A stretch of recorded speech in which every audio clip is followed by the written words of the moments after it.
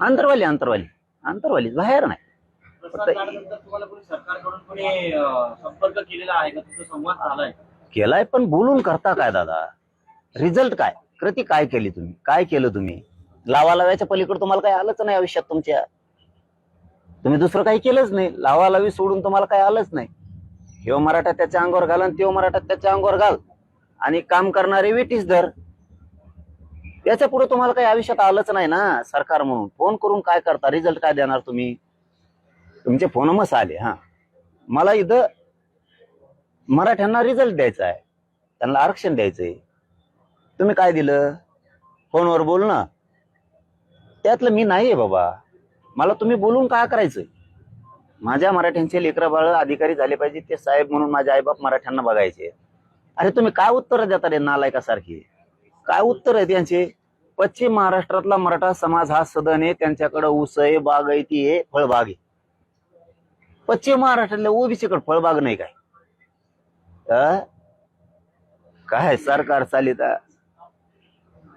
इतकं क्रूर सरकार आणखीन आलं नसन रे कधीच देशात, जगात. काय उत्तर आहे?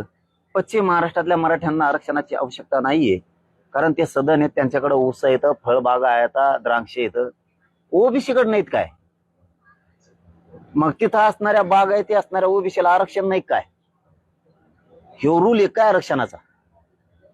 तिथल्या मराठ्यांकडे ऊस येतं, पाणी, सदन येत म्हणून त्यांना आरक्षण नाही देत आम्ही. मग तिथला ओबीसी काय डोंगरात राहतो का?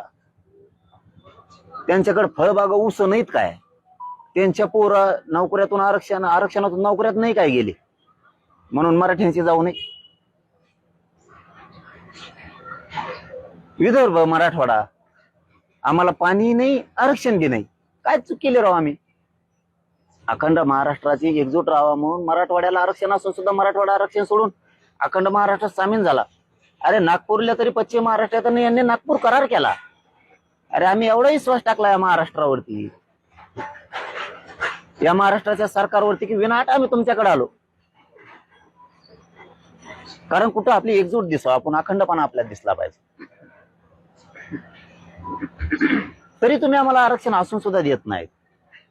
तुम्हाला लढाई खेटायचंच ना, त्याला विलाजच नाही. खेटू आपण 30 तारखेपासून खेटू. किती खेटायचं तुम्हाला? यांना लावायच्या पलीकडे काय नाही आलं बघा. यांच्या क्षमता नाही गोरगरिबांचे प्रश्न सोडवायचे.